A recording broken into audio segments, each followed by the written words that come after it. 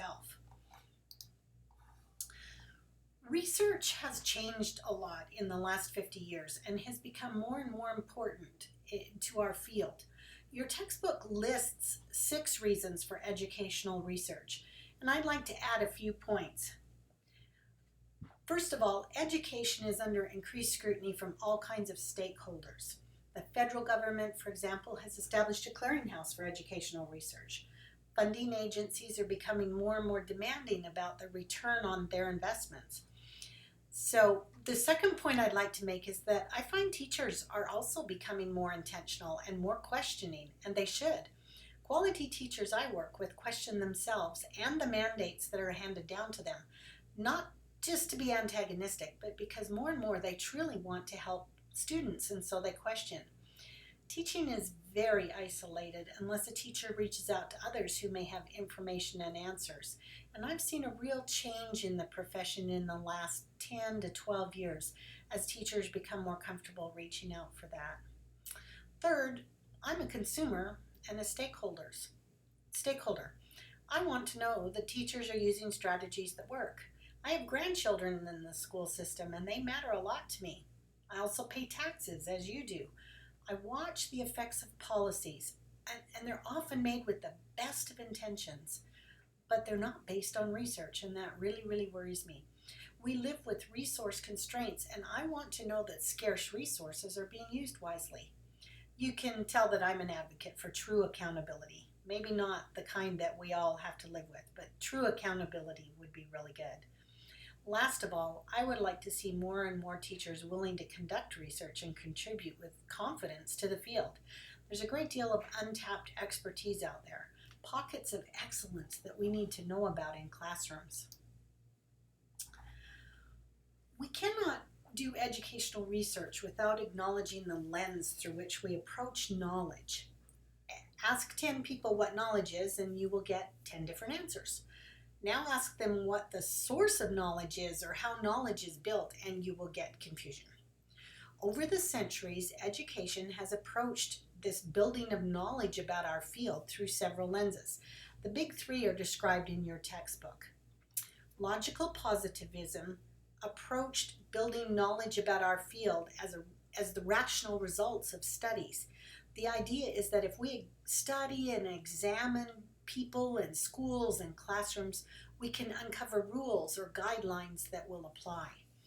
Post-positivism was an important movement because it encouraged researchers to go beyond just rationally studying and to look at the context and consider different theoretical approaches to what they were seeing. Finally, an interpretive paradigm encourages us to consider multiple explanations and to make judgments about the importance of different kinds of data. Note in your textbook also the brief discussions of quantitative and qualitative research. We will come back to these later. The process of scientific inquiry is not a rigid step-by-step, first do this, then do this, like a lot of us learned in grade school about the scientific method. But it is not a free-for-all either. It is a very methodical way of approaching the world.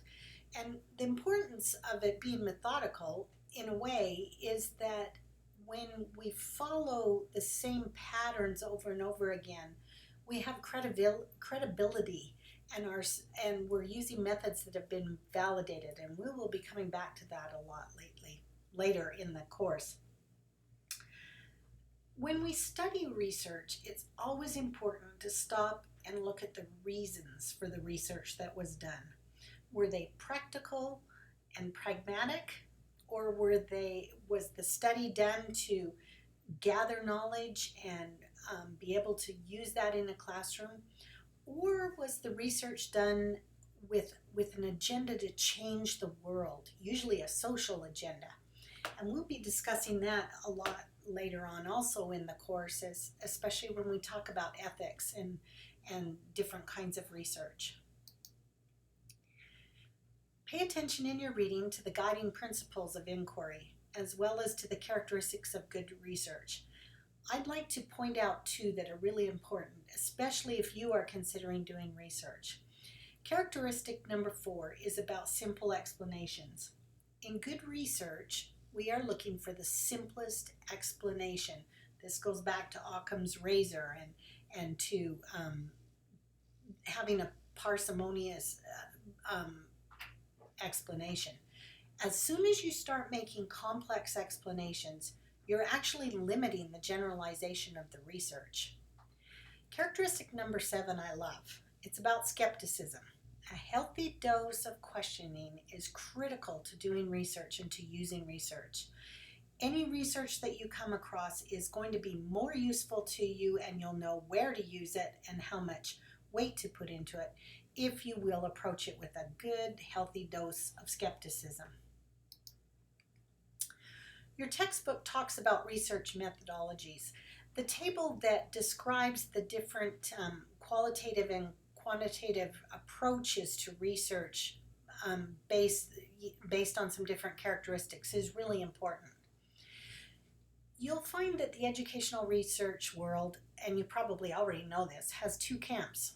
And sometimes you come across heated arguments about the merits of each. You've got an opportunity to develop your preference and what works best for you and what you want to put weight into, as qualitative and quantitative researchers approach questions very differently. But when you critique research or advocate for it, it's really important that you can recognize the approach that's being used because they answer questions differently. Going a little bit deeper into that, there are different kinds of research. But research never falls neatly into these 4 areas. There's way too much overlap. You cannot do applied research, for example, without understanding the basic or theoretical research that's been done in that area. There's also a misconception that evaluation research is just about reporting, probably because we're under the gun so much to report, to be accountable. But good evaluation research actually looks for explanations and makes suggestions for improvement based on a basic or applied type of research. So never think that these 4 kinds of research are exclusive. I want to talk briefly about theories as we start into our study of research. Everything you do is a function of your beliefs about the world. You may teach, for example, a unit on phonics because that is the only way you're even aware of teaching it.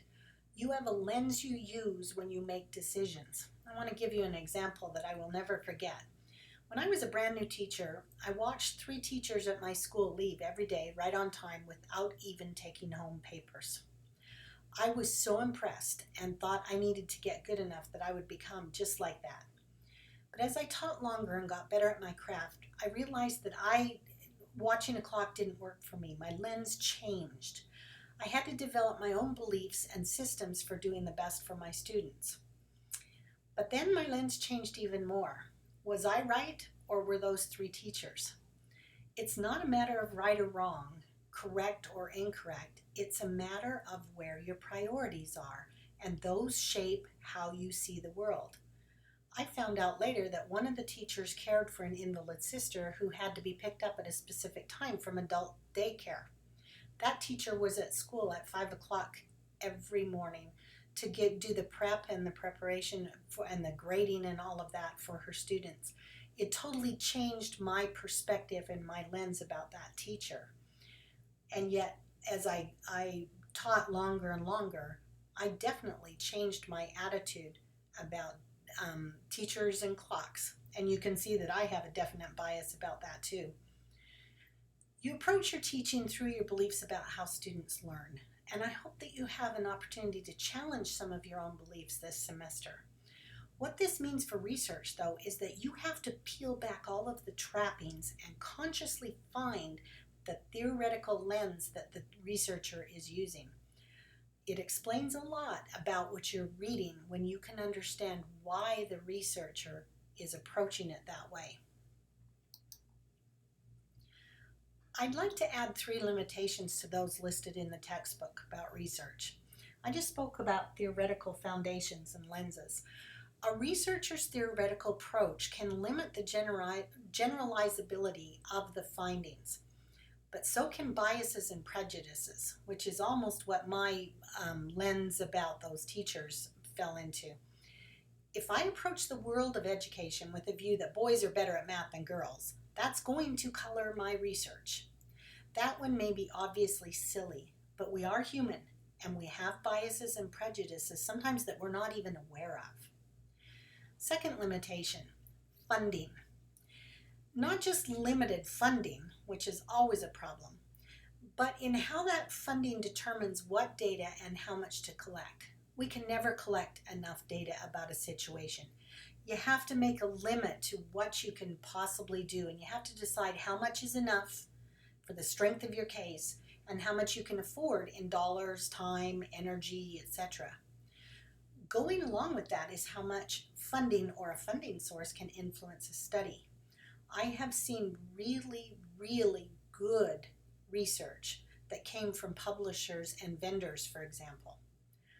But I've also seen some very biased and unuseful research, or what is called research, from publishers and vendors. You have to follow the funding trail, and that's part of the skepticism of looking at research. Last of all is a kind of approach with limitation number 3 in your textbook. Those who implement strategies and programs are complex human beings. Teachers are unique. Every teacher is unique. And I don't know about you, but I found that I even changed my approach throughout the day. I could teach period 1 in a certain way, and by period 6, I had it completely different. It's very, very difficult to take out the variability that arises from different people implementing strategies in different ways. We're going to revisit pretty well all of the concepts that have been addressed in this chapter in depth. I just challenge you to make a note of your confidence with the different terms and concepts in this chapter. Remember, you'll have a quiz coming up in a few chapters. But I also hope that at the end of the semester, it will be interesting to you to revisit where you started and see about your change. And then one last quick reminder. Remember to get registered to participate in the research project that's a requirement for this class. The information about that is in your syllabus, so don't hesitate to ask any questions. And please feel free to post anything from the chapter you found interesting or that you questioned. We'd all love to hear your part of the discussion. Thanks.